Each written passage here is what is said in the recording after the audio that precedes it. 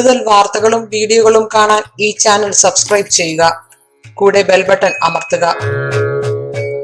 നമസ്കാരം. ഏഷ്യലൈവ് ടിവിയുടെ എപ്പിസോഡിലേക്ക് എല്ലാ മന്യപ്രേക്ഷകർക്കും സ്നേഹം നിറഞ്ഞ ഹൃദയം നിറഞ്ഞ സ്വാഗതം. ഇന്നത്തെ നമ്മുടെ വിഷയം, നിങ്ങളുടെ വീട്ടിൽ ജ്യേഷ്ഠാഭവതിയെങ്കിൽ കടവും മാറില്ല, നമുക്ക് പ്രയാസങ്ങൾ വരിക്കുമെന്ന്. അപ്പം നമുക്ക് കടമില്ലാത്തവരായിട്ട് ആരെങ്കിലും ഉണ്ടോ? ഇല്ല, എല്ലാവർക്കും കടങ്ങളുണ്ടല്ലേ. ഒരാൾക്ക് ചിലപ്പം 10 രൂപയാണെങ്കിൽ ഒരാൾക്ക് 10 കോടി രൂപയായിരിക്കും. ഒരാൾക്ക് ചിലപ്പം ചെറിയ എന്തെങ്കിലും സാധനങ്ങൾ വാങ്ങിച്ചതിൻ്റെ ഇൻസ്റ്റാൾമെൻറ്റ് കാശ് കൊടുക്കാൻ ചിലപ്പോൾ വലിയ വലിയ ബിസിനസ്സുകളുടെ പൈസയായിരിക്കും. ഓരോരുത്തർക്ക് ഒരു രീതിയിലുള്ള കടബാധ്യതകളുണ്ടാകും. ഇപ്പം കടബാധ്യതകൾ ഇപ്പം രാജ്യങ്ങളായാൽ പോലും പരസ്പരം യുദ്ധസമയത്തോ രാജ്യവിരോധിക്കോ ഒക്കെ ആയിട്ട് അത്യാവശ്യ സമയങ്ങളിൽ അന്യരാജ്യത്തു നിന്ന് കടം മേടിക്കാറുണ്ടല്ലേ.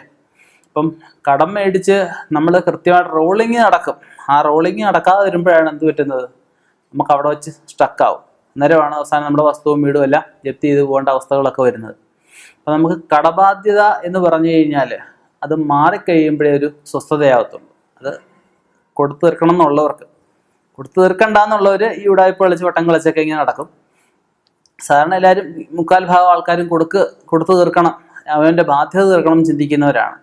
അപ്പം അങ്ങനെ കടബാധ്യത നമുക്ക് കൂടുതലായിട്ട് വരുന്നത്, അടയ്ക്കാൻ പറ്റാതൊക്കെ വരുന്നത് നമുക്ക് ഐശ്വര്യം കുറയുമ്പോഴാണ്, വരവ് കുറയുകയും ചെലവ് കൂടുകയും ഒക്കെ ചെയ്യുമ്പോഴാണ്. ഈശ്വരാധീനം കുറഞ്ഞു എന്നൊക്കെ ഞങ്ങളുടെ ജ്യോതിഷന്മാരുടെ ഭാഷയിൽ പറയാറുണ്ട്. നമുക്ക് വീട്ടിൽ ശ്രദ്ധിക്കേണ്ടുന്ന 10 കാര്യങ്ങൾ ആണ് ഇവിടെ പറയാൻ പോകുന്നത്. ഒരു നിങ്ങൾക്ക് അറിവുള്ളതായിരിക്കും, അറിവില്ലാത്തവർക്കായിട്ട് ആണ് നമ്മളിവിടെ പറയുന്നത്. ശ്രദ്ധിക്കുക. നമുക്കിത് ഒന്നാമത്തെ പറയുന്നത് വെച്ച് കഴിഞ്ഞാൽ, നമ്മൾ ആഴ്ചയിൽ ഒരിക്കലെങ്കിലും നിലം തുടയ്ക്കുമ്പോൾ ശകലം കല്ലുപ്പിട്ട വെള്ളം കൊണ്ട് നിലം തുടയ്ക്കുക എല്ലായിടത്തും.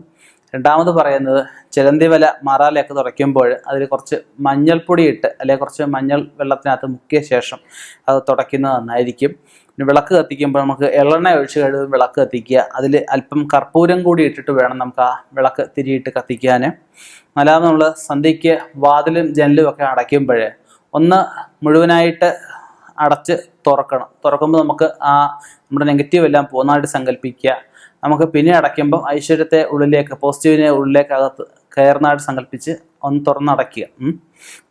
5ാമത് നമ്മൾ ചെയ്യുന്നത്, ചൊവ്വ വെള്ളി 1-ാം തീയതി എല്ലാ മാസവും അവൻ്റെ നാളിന് കഴിവതും കടം വാങ്ങാതിരിക്കുക, കടം പറയാതിരിക്കുക.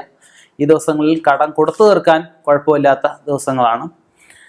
രാത്രി തന്നെ കഴിവതും പാത്രങ്ങൾ കഴുകി വെക്കുക. രാവിലത്തേക്ക് പാത്രങ്ങൾ ഇട്ടേക്കാതിരിക്കുക. ഈ പാത്രം കഴുകിയ ശേഷം ശകലം ഒരു ഗ്ലാസ്സിൽ ഒരു നുള്ളി ചാരമെങ്കിലും ഇട്ടതിന് ശേഷം, ചാരം ഇല്ലെങ്കിൽ ഒരു നുള്ളി കർപ്പൂരം ഇട്ടാലും മതി, എല്ലായിടത്തും വെള്ളം ഒന്ന് കുടയുക. 7ാമത് നമ്മൾ ചെയ്യുന്ന, ആഴ്ചയിൽ കുന്തിരിക്കം, ചന്ദനക്കട്ട, അഷ്ടഗന്ധം ഇട്ട് എല്ലായിടത്തും ഒരു ചെറിയ പാത്രത്തിലിട്ട് പുകയ്ക്കുക. സന്ധ്യയ്ക്ക് എല്ലാ റൂമിലും ഒന്ന് പുകയ്ക്കുക. ജനലൊക്കെ തുറന്നിട്ട ശേഷം വേണം പുകയ്ക്കാൻ. പിന്നെ നട്ടുച്ച, ത്രിസന്ധ്യ, അതിരാവിലെ, ഈ സമയങ്ങളിൽ നമ്മൾ കള്ളം പറയുക, കുറ്റം പറയുക, തെറി പറയുക, ആഹാരം കളയുക, വഴക്കുണ്ടാക്കുക, ഇതൊന്നും ചെയ്യാൻ പാടില്ലാത്ത കാര്യങ്ങളാണ്. 9ാമത് നമ്മൾ ചെയ്യേണ്ടത്, സൂര്യൻ ഉദിച്ചാൽ പിന്നെ കഴിവതും ഉറങ്ങാതിരിക്കുക. എത്ര ക്ഷീണം ഉണ്ടെങ്കിലും കഴിവതും സൂര്യൻ ഉദിച്ചാൽ ഉറങ്ങാതിരിക്കുക. കുളിക്കാതെ നമ്മൾ കഴിവതും വെള്ളം കുടിക്കുന്നത് തെറ്റില്ല, ആഹാര പദാർത്ഥങ്ങളൊന്നും കഴിക്കാതിരിക്കുക. അത് പറയാൻ വേറെ കാര്യങ്ങളുണ്ട്. നമ്മൾ പഴയ കാലത്തൊക്കെ എന്ന് പറഞ്ഞാൽ നമ്മൾ നിലത്ത് പാവിരിച്ചാണ് കിടക്കുന്നത് അല്ലേ. പാവിരിച്ച് കിടക്കുമ്പോഴേ നമുക്ക് ഓരോ 4 മണിക്കൂർ കൂടുമ്പോൾ നമ്മുടെ ശരീരത്ത് നമുക്ക് വേണ്ടാത്ത സാധനങ്ങളൊക്കെ പുറന്തള്ളുന്നുണ്ട്. ഇതിനെ ഭൂമിയാണ് ഇതിനെ വലിച്ചെടുക്കുന്നത്. നമ്മൾ കട്ടിൽ കിടക്കുമ്പോൾ നമുക്ക് ആ ഭൂമി അത് വലിച്ചെടുക്കുന്നില്ല. അപ്പം നമ്മൾ രാവിലെ എണീക്കുമ്പോൾ എന്തോരം നെഗറ്റീവ്സ് നമ്മുടെ ശരീരത്തിന് വേണ്ടാത്ത എന്തെല്ലാം കാര്യങ്ങളായിരിക്കും നമ്മുടെ തൊലിപ്പുറത്തൊക്കെ അല്ലെങ്കിൽ നമ്മുടെ ശരീരത്തിന് ചുറ്റും ഉണ്ടായിരിക്കുന്നത്. നമ്മളിത് ശുദ്ധമായിട്ട് കുളിക്കുമ്പോൾ ഇത് പുറത്തു പോകും. ഇത് സയൻറ്റിഫിക്കായിട്ടുള്ള തെളിയിച്ചിട്ടുള്ളൊരു കാര്യമാണ്. അതുകൊണ്ടാണ് നമ്മൾ ഈ ഭക്ഷണം കഴിക്കരുതെന്നൊക്കെ പറയുന്നത്. 10ാമത്, നമ്മൾ രക്ഷായന്ത്രങ്ങൾ യഥാസമയത്ത് പൂജിച്ച് വെക്കുക. പഴയ യന്ത്രങ്ങൾ, പൊട്ടിപ്പോയ യന്ത്രങ്ങൾ, ഇതൊക്കെ കളയുക. നമുക്ക് കാലം കഴിഞ്ഞ യന്ത്രങ്ങളായാലും കാലം കഴിഞ്ഞ എന്ത് വസ്തുക്കളായാലും ഡ്രസ്സുകളായാലും വീട്ടിൽ അനാവശ്യമായിട്ടുള്ളതൊന്നും വെച്ചേക്കരുത്. ഇതൊക്കെ നമുക്ക് കടം വരാൻ വഴിവെക്കുന്നതാണ്. ഈ 10 കാര്യങ്ങൾ ചെയ്തു പോയി കഴിഞ്ഞാൽ നമുക്ക് ഇപ്പോൾ ഉള്ള അവസ്ഥയിൽ നിന്നും നല്ല ഒരു മാറ്റം ഉണ്ടാവും, സംശയമില്ല.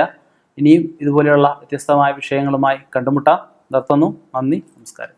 ഒരുപറ്റം അധ്യാപകരും മനഃശാസ്ത്രജ്ഞരും വിവിധ വിഷയങ്ങളിലെ വിദഗ്ധരും ചേർന്ന് തയ്യാറാക്കി വിദ്യാഭ്യാസ സംബന്ധമായ സകല വാർത്തകൾക്കുമായി വിദ്യാർത്ഥികളുടെ വഴികാട്ടി വിദ്യാവാർത്ത.